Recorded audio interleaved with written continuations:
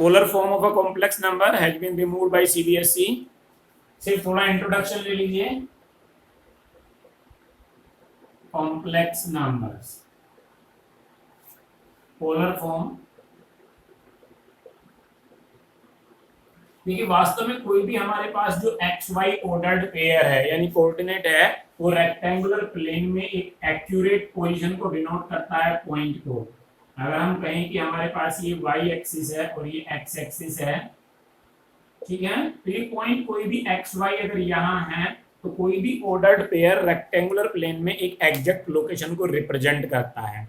ठीक है, अब अगर यही हमारे पास x प्लस आई वाई फॉर्म में कॉम्प्लेक्स नंबर है, x प्लस आई वाई फॉर्म में कॉम्प्लेक्स नंबर है, तो इसके जो कॉरस्पॉन्डिंग कोऑर्डिनेट होंगे वो भी एक्स वाई होंगे और ये भी वास्तव में किसको रिप्रेजेंट करेंगे, एक एग्जैक्ट लोकेशन को। इसका मतलब हर कॉम्प्लेक्स नंबर का रियल पार्ट और इमेजिनरी पार्ट जो ऑर्डर्ड पेयर बनाता है अगर हम उसको प्लेन पर रिप्रेजेंट करें तो वो भी एग्जैक्ट एक पॉइंट को डिनोट करता है। और अगर हम कॉम्प्लेक्स नंबर को डिनोट करते हैं तो उस प्लेन को कॉम्प्लेक्स प्लेन या आर्गेंड प्लेन बोलते हैं। रेक्टेंगुलर प्लेन ना बोल के तब हम इस प्लेन को बोलते हैं कॉम्प्लेक्स प्लेन और आर्गेंड प्लेन। अगर हम रियल नंबर को रिप्रेजेंट कर रहे हैं तब ये हमारे पास रेक्टेंगुलर प्लेन होता है, रेक्टेंगुलर प्लेन। लेकिन अगर हम कॉम्प्लेक्स नंबर के कॉरस्पॉन्डिंग कोऑर्डिनेट्स को यहाँ रिप्रेजेंट कर रहे हैं तो उस कंडीशन में ये प्लेन या तो कॉम्प्लेक्स प्लेन या आर्गेंड प्लेन कहलाता है। ठीक है, अब अगर यहां से मैं इसको ज्वाइन कर दूं ये डिस्टेंस 0 0 से, तो ये डिस्टेंस क्या होगी इसकी ओरिजिन से, मान लीजिए पॉइंट P है। डिस्टेंस फॉर्मूले से जो OP है हमारे पास वो अंडर रूट 0 माइनस एक्स का स्क्वायर और प्लस 0 माइनस वाई का स्क्वायर यानी under root x square plus Y square. लेकिन जो under root x square plus Y square है वो तो मॉडुलस ऑफ जेड होता है इस कॉम्प्लेक्स नंबर के लिए, यानी ये जो डिस्टेंस है ओरिजिन से ये मॉडुलस ऑफ जेड को रिप्रेजेंट करती है ओपी। ठीक है, अब अगर मैं यहां से परपेंडिकुलर ड्रॉ कर दूं यहां से और मैं कहूं कि ये एक्स एक्सिस की पॉजिटिव डायरेक्शन के साथ थीटा एंगल बनाता है तो ये थीटा आर्ग्यूमेंट कहलाता है या एम्पलीट्यूड कहलाता है। थीटा क्या है हमारे पास, angle with the positive direction of X axis, angle with the positive direction of X axis. और इस थीटा को ही हम बोलते हैं क्या, एम्पलीट्यूड और आर्ग्यूमेंट, एम्पलीट्यूड और आर्ग्यूमेंट। ठीक है, आर्ग्यूमेंट कॉम्प्लेक्स नंबर के लिए। अब अगर ये थीटा है हमारे पास और इस मॉडुलस जेड को हमने कह दिया कि ये आर है, आर क्या है, मॉडुलस ऑफ जेड है। तब देखिए अगर मैं यहां से cos थीटा ले लूं, cos थीटा, तो cos theta is equal to क्या होगा मेरे पास, ये डिस्टेंस ये वाले डिस्टेंस। देखिए ये कोऑर्डिनेट एक्स वाई है, इसका मतलब ये डिस्टेंस है एक्स और ये डिस्टेंस है वाई। ये आप कोऑर्डिनेट ज्योमेट्री में पढ़ चुके हैं कि अगर इस पॉइंट के कोऑर्डिनेट एक्स वाई हैं तो क्या हुआ होगा, पहले हम एक्स चले होंगे और फिर क्या चले होंगे, वाई, यानी ये है एक्स और ये है वाई। तो cos theta is equal to क्या हो गया, x upon r, cos theta is equal to base और अपॉन हाइपोटेन्यूज, यानी cos theta is equal to x upon r। ठीक है, इसका मतलब x is equal to r cos theta. ठीक है, यहां देखिए, यहां लिखता हूं दोबारा,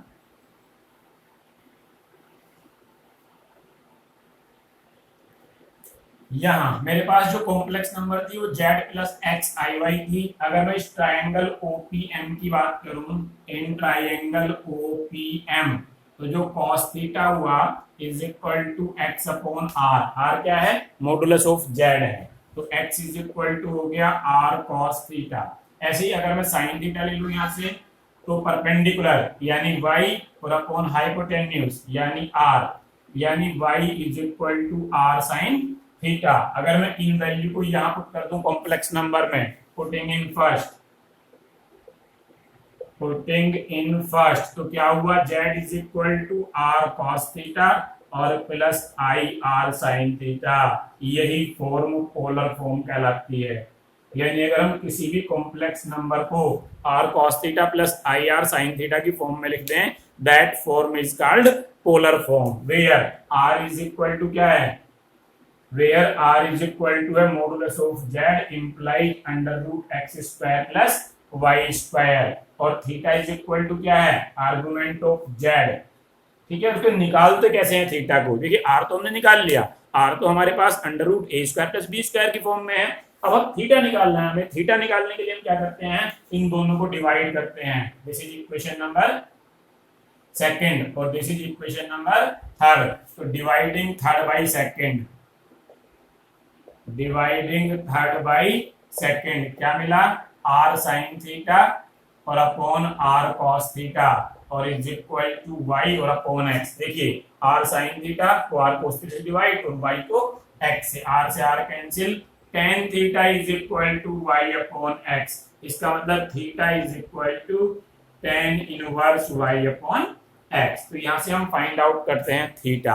अब वास्तव में इस थीटा की जो वैल्यू है वो 0 से और 2 पाई तक कुछ भी हो सकती है, 0 से और 2 पाई तक। 2 पाई का हमारे पास इंटरवल है, लेकिन अगर हम इस इंटरवल को कन्वर्ट कर दें माइनस पाई से और पाई के बीच में, तब हम इस आर्गुमेंट को प्रिंसिपल आर्गुमेंट बोलते हैं। इफ इंटरवल इज चेंज्ड,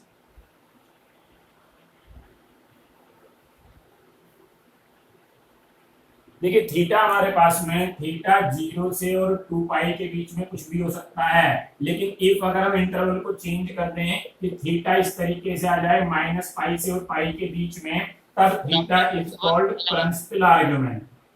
तब थीटा क्या कहलाता है हमारे पास, प्रिंसिपल आर्गुमेंट। और इस पूरी बुक में जहां भी हम आर्गुमेंट की बात करेंगे, इंप्लाइज हम प्रिंसिपल आर्गुमेंट की बात कर रहे हैं, यानी यहाँ पूरे में हमें प्रिंसिपल आर्गुमेंट फाइंड आउट करना है। अब हम जो एंगल फाइंड आउट करते हैं वो 0 से 2 पाई के बीच में है, तो उसको प्रिंसिपल आर्गुमेंट में चेंज कैसे करेंगे। देखिए वास्तव में अगर हमारे पास में कोई एंगल फर्स्ट क्वाड्रेंट में लाई करता है, यहाँ फर्स्ट में, ये मान लीजिए थीटा है, एक्स एक्सिस की पॉजिटिव डायरेक्शन से हमने मेजर किया है और ये मॉडुलस ऑफ जेड है, तब तो थीटा हमारे पास क्या होगा, थीटा ही रहेगा, क्योंकि माइनस पाई से पाई के बीच में है, ये माइनस पाई और ये हमारे पास पाई के बीच में है, तब तो ये थीटा थीटा ही रहेगा। यानी अगर हमारे पास complex number z is equal to x plus I Y first quadrant में लाई करती है, तब जो थीटा है वो अल्फा के ही इक्वल होता है। अगर हम ये कहें कि ये एंगल अल्फा है, जो एक्यूट एंगल बना रही है एक्स एक्सिस से, एक्यूट एंगल अगर एक्स एक्सिस से अल्फा है,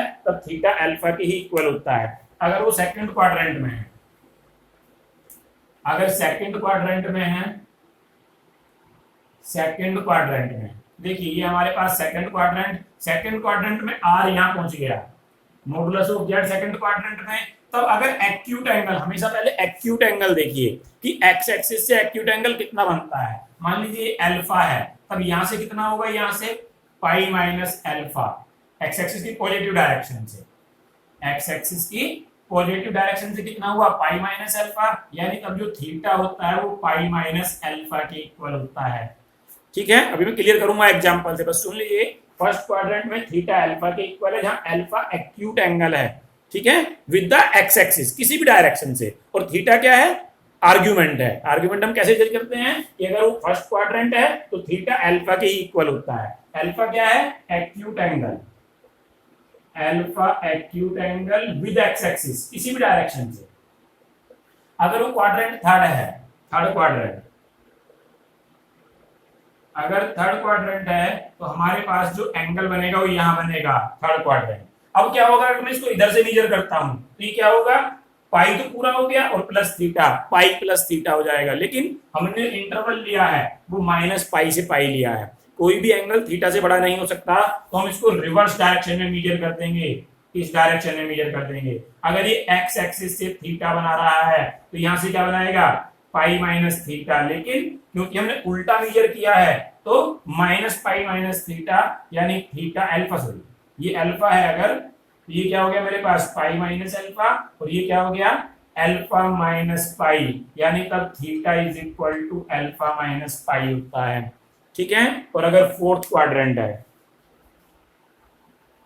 अगर फोर्थ क्वाड्रेंट है, हाँ बोलिए, आपकी वीडियो ब्लर आ रही है, में जाते हैं तो वहां आपको जरूरत पड़ेगी, तो फोर्थ क्वाड्रेंट में theta is equal to minus alpha. अब देखिए एक बार समरी इसकी हमने क्या बताया, ये तो डिटेल थ्योरी थी, अब समरी पे आइए। ठीक है, समरी क्या है कि अगर z is equal to x plus I y है, ठीक है, तब पहले आपको r निकालना है। r is equal to modulus of z यानी under root x square plus Y square, पहला काम। दूसरा काम आपको टेन थीटा निकालना, टेन अल्फा निकालना है। Tan alpha always y upon x, सारे साइन छोड़ते हुए मॉडुलस लेना है, मॉडुलस। अल्फा निकाल रहे हैं, थीटा नहीं, दोनों में कंफ्यूज नहीं होना है। Alpha is the acute angle with the x axis while theta is the angle with the positive direction of x axis, दोनों में डिफरेंस है, ध्यान रखना है। तो हमने पहले अल्फा निकाला और फिर हमें क्या निकालना है, थीटा। अब थीटा डिपेंड करता है क्वाड्रेंट पे, ठीक है। अगर फर्स्ट क्वाड्रेंट है तब जो थीटा होता है हमारे पास वो अल्फा के इक्वल, अगर सेकंड क्वाड्रेंट है पाई माइनस अल्फा के इक्वल, अगर थर्ड क्वाड्रेंट है अल्फा माइनस पाई के इक्वल, और अगर फोर्थ क्वाड्रेंट है तो माइनस अल्फा। ये समरी है, ठीक है। अब क्वाड्रेंट कैसे डिसाइड होगा, क्वाड्रेंट तो बहुत सिंपल है। अगर प्लस प्लस है तो फर्स्ट क्वाड्रेंट, माइनस प्लस है सेकंड क्वाड्रेंट, माइनस माइनस है थर्ड क्वाड्रेंट, और प्लस माइनस है तो फोर्थ क्वाड्रेंट। प्लस और माइनस कौन कौन, एक्स और वाई, एक्स और वाई। अगर दोनों पॉजिटिव हैं फर्स्ट, माइनस एक्स प्लस आई Y second, minus X minus आई वाई थर्ड, और एक्स माइनस आई वाई फोर्थ। अब मैं एक क्वेश्चन आपको दिखाऊंगा, बस सिंपल है ना, क्योंकि आपके सिलेबस में नहीं है, मैंने ऐसे ही एक्स्ट्रा नॉलेज के लिए पढ़ा दिया, इंपॉर्टेंट टर्म है। जैसे मान लीजिए इसको लिखा रहने दीजिए, यही मैं इधर सॉल्व करता हूं कि आपको गिवन है z is equal to -1 minus I. मैंने जानबूझ के थर्ड क्वाड्रेंट का क्वेश्चन लिया है, ठीक है। मुझे इसको पोलर फॉर्म में रिप्रेजेंट करना है। पहले देखिए क्वाड्रेंट कौन सा है, x भी निगेटिव और y भी निगेटिव। x है -1, यहां comparing with z is equal to x plus I Y, तो x है -1 और y भी क्या है -1, दोनों नेगेटिव हैं, तो लाइज इन थर्ड क्वाड्रेंट। कौन से क्वाड्रेंट में लाई करता है, थर्ड क्वाड्रेंट में। अब मुझे दो चीजें निकालनी है, पहले r, तो r is equal to modulus of z यानी under root x square plus Y square यानी under root -1 square plus -1 square यानी अंडर रूट 2। एक काम मेरा खत्म हो गया। अब मैं tan अल्फा निकालूंगा, tan alpha modulus of y upon x, तो मॉडुलस ऑफ y यानी -1 अपॉन -1 इंप्लाइज 1 किसकी वैल्यू होती है tan में, पाई बाई 4 की। ये आर्गुमेंट नहीं है, ये आर्गुमेंट नहीं है, ये एक्यूट एंगल है। अब क्योंकि हमारे पास क्वाड्रेंट थर्ड है और थर्ड क्वाड्रेंट में थीटा अल्फा माइनस पाई के इक्वल होता है, where alpha is pi by 4। तो अब हम निकालेंगे आर्गुमेंट, आर्गुमेंट का मतलब थीटा, और थीटा इज इक्वल टू क्या है, अल्फा माइनस पाई। क्यों, थर्ड क्वाड्रेंट में लाई करता है। हमें आर्गुमेंट का मतलब है कि हमें इंटरवल को चेंज करना है माइनस पाई से पाई के बीच में, जबकि ये पूरा क्या है, ये 0 से 2 पाई के बीच में है। तो अल्फा, अल्फा कितना, पाई बाई 4 माइनस पाई यानी -3 पाई बाई 4, ये थीटा है, ठीक है। अब polar form, polar form, polar form क्या होती है, z is equal to r cos theta और प्लस ir sin थीटा। अभी पढ़ाई थी मैंने। तो r का मतलब कितना हो गया, √2 cos -3 पाई बाई 4 और प्लस √2i और sin -3 pi by 4। This is the polar form of -1 -i। ये तरीका होता है पोलर फॉर्म निकालने का। कोई confusion, quadratic equation with imaginary roots. देखिए 10th क्लास में आपने पढ़ी क्वाड्रेटिक इक्वेशन, पूरा चैप्टर पढ़ा डिटेल में। वहां आपने पढ़ा था कि अगर मेरे पास कोई भी क्वाड्रेटिक इक्वेशन है ax² plus bx plus c,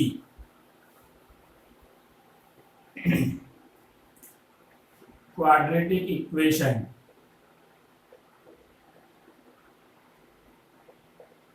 with imaginary roots, आपने 10th क्लास में पढ़ा कि अगर मेरे पास कोई भी क्वाड्रेटिक इक्वेशन है ax² प्लस bx और plus c is equal to 0, तब x की वैल्यू क्या होती थी, -b plus minus under root b² minus 4ac और अपॉन 2a। याद आया कुछ, अरे याद आया है नहीं, ठीक है। अब ये जो b² माइनस 4ac था, b² माइनस 4ac, ये डिस्क्रिमिनेंट कहलाता था। क्या कहलाता था, डिस्क्रिमिनेंट, यानी d, कैपिटल D। और ये कैपिटल डी डिसाइड करता था कि नेचर ऑफ रूट्स कैसी होगी। अगर ये कैपिटल डी ग्रेटर देन 0 था तब जो रूट्स थे हमारे पास वो रियल एंड अनइक्वल थे, रियल एंड अनइक्वल। अगर ये d इज इक्वल टू 0 था तब जो रूट्स थे वो रियल एंड इक्वल थे। लेकिन अगर ये d लेस देन 0 था तब जो रूट्स थे हमारे लिखते थे नॉट रियल, वहां हम लिखते थे नॉट रियल। नॉट रियल का मतलब यहां हमने पढ़ लिया इमेजिनरी, तो हम इसको फाइंड आउट नहीं करते थे 10th क्लास में। इमेजिनरी रूट्स को हम फाइंड आउट नहीं करते थे, यहां हम उन्हीं को फाइंड आउट करेंगे। अगर ये डी निगेटिव है तो रूट के अंदर निगेटिव आएगा, रूट के अंदर निगेटिव अगर आ रहा है तो हमें आयोटा पुट करना पड़ेगा। वहां हमने आयोटा नहीं पढ़ा था, यहाँ हमने आयोटा पढ़ा है, तो हम उसको आयोटा की फॉर्म में सॉल्व करेंगे, बाकी सारा सॉल्यूशन एज इट इज रहेगा। ठीक है, जो आंसर होगा हमारा वो इमेजिनरी यानी आयोटा की फॉर्म में होगा, ये formula as it is use होगा। ठीक है, सिर्फ यहाँ माइनस आएगा तो माइनस को हम क्या लिख देंगे, रूट माइनस 1 को आई, रूट माइनस 1 को आयोटा, बाकी सब कुछ सेम। फॉर एग्जाम्पल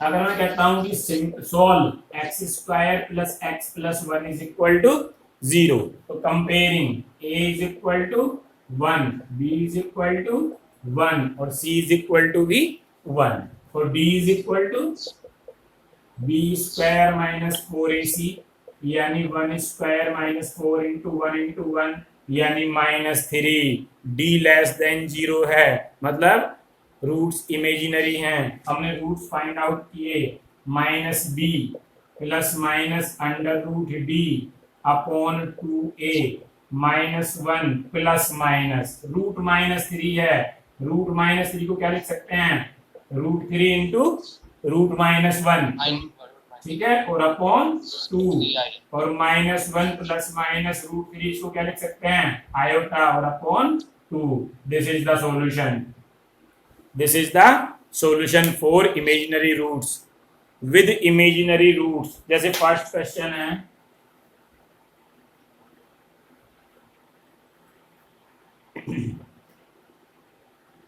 फर्स्ट जैसे एक्सरसाइज है 3 कौन सी 5.3 question number 1 x square plus 3 is equal to 0।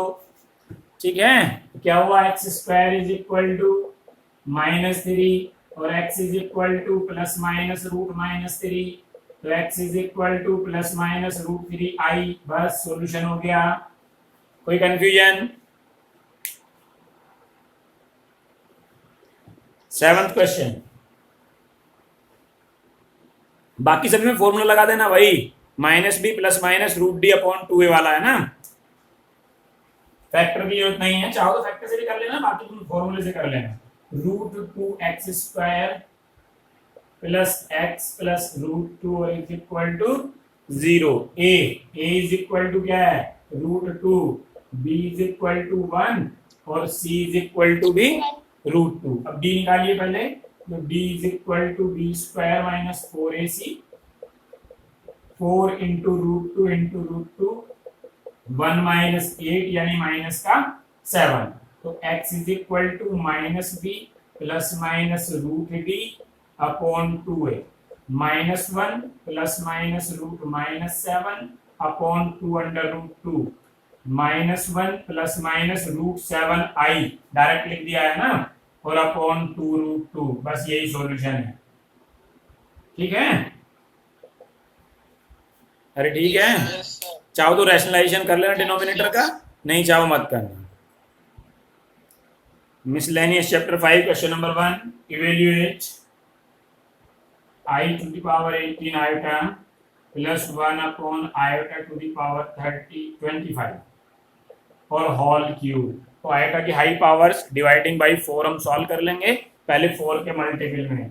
Iota to the power 18 को क्या लिख लेंगे, 16 इंटू आयोटा स्क्वायर, ठीक है, और प्लस यहाँ ओपन किया 1 upon iota to the power 25 whole cube, i16 1 हो गया तो ओनली i स्क्वायर बचा, प्लस 1 अपॉन यहाँ iota to the power 24 into iota और to the power cube, iota square -1 plus ये 1 हो गया 1 upon iota into cube -1 iota को खत्म -1 आयोटा को खत्म करने के लिए ऊपर नीचे आयोटा से multiply whole cube -1 plus iota upon iota square cube iota square again -1 यानी -1 माइनस आयोटा क्यूब। और अब क्यूब वैसे ही ओपन करेंगे आइडेंटिटी से, जैसे कल आइडेंटिटी से कराई थी।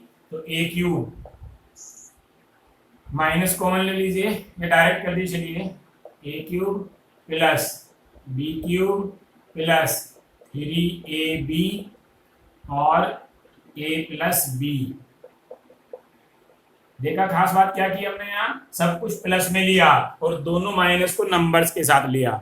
फॉर्मूला हमने प्लस का यूज किया है और दोनों माइनस को कहा लिया है नंबर्स के साथ। ये माइनस ए, ये माइनस बी। हमने इसको ये माना है कि this is -1 plus minus iota to the power 3। ठीक है, तो a is -1, b is minus iota whole cube. Open कर दिया तो -1 cube minus iota plus minus iota cube, यहाँ से क्या मिला +3 आयोटा और -1 minus iota. -1 iota minus i और minus minus plus iota 3i की मल्टीप्लाई तो -3i और -3 आयोटा स्क्वायर -1 3i और i -2i i square -1 plus 3 3 -1 2 2 -2 iota 2 common 1 minus iota. This is the solution. ठीक है, let z1 is equal to a plus iota b1 और z2 is equal to a plus iota b2।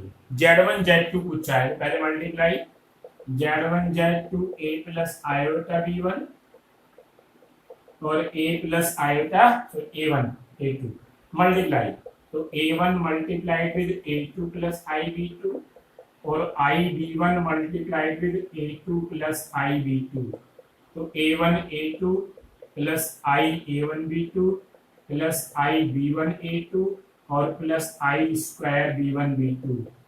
a1 a2 ये i square हो गया -1 तो b1 b2 यहाँ आ गया -1, यहाँ से आएगा कॉमन a1 b2 और प्लस b1 a2। अब इसका रियल पार्ट, इसका रियल पार्ट कौन सा हुआ, इसका रियल पार्ट सिर्फ ये भाई जो भी i से अलग है वही रियल पार्ट है। तो इसका रियल पार्ट हो गया a1 a2 और माइनस b1 b2। a1 क्या है, a1 is real z1, a1 क्या है z1 का रियल पार्ट है।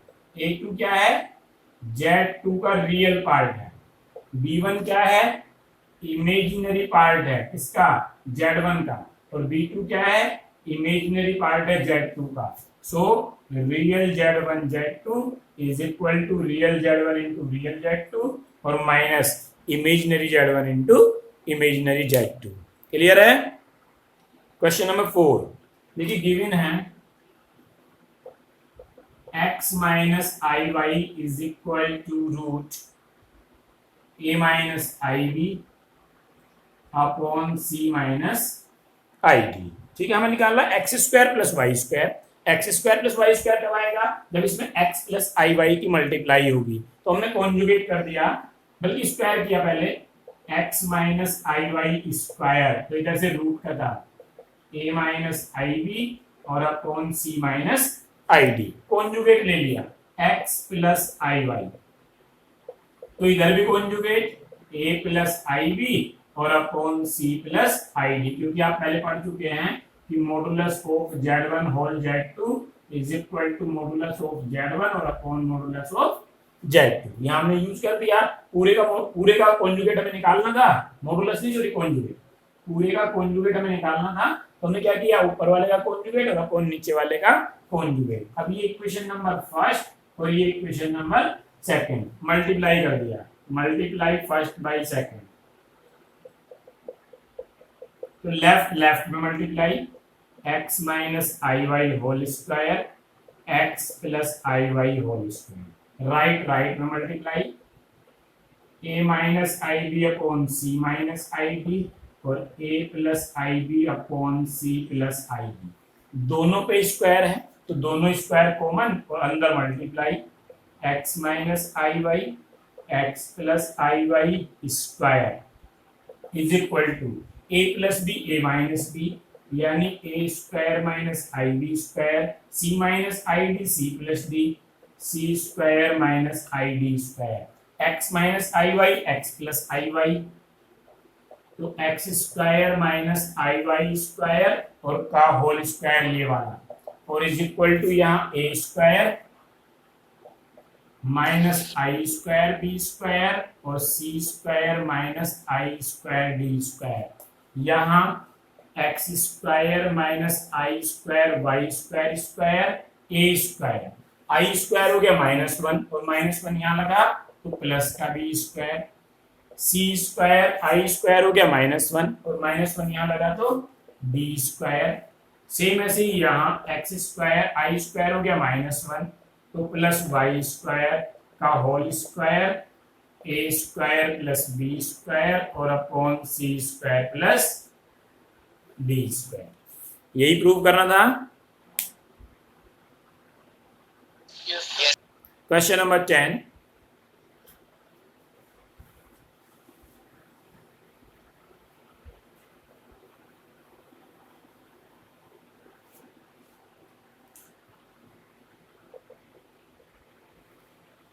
क्वेश्चन नंबर 10 है z1 is equal to 2 minus i और z2 is equal to 1 plus i. मैं सिंपली क्वेश्चन है, we have to find out modulus of z1 plus z2 plus 1 upon z1 minus z2 plus 1, value put कर दी, z1 2 minus आई, z2 1 plus आई और plus 1। अब क्योंकि दोनों पे modulus है तो दोनों का मॉडुलस हमने अलग अलग कर दिया प्रॉपर्टी से। कौन सी प्रॉपर्टी? कि modulus of z1 upon z2 is equal to modulus of z1 upon modulus of z2 whole upon, ऐसे ही यहाँ भी वैल्यू पुट कर दी, z1 2 माइनस आई, z2 माइनस में है तो -1 माइनस आई और प्लस 1 का मॉडुलस, यहाँ आयटा से आयटा कैंसिल, 2 1 4 क्या मिला, मॉडुलस ऑफ 4 अपॉन यहां से क्या मिला, मॉडुलस ऑफ 1 से 1 कैंसिल, 2 माइनस 2 आयोटा, हाँ बोलिए 4 ही होगा, अरे 4 तो मॉडुलस है, upon modulus of 2 minus 2 I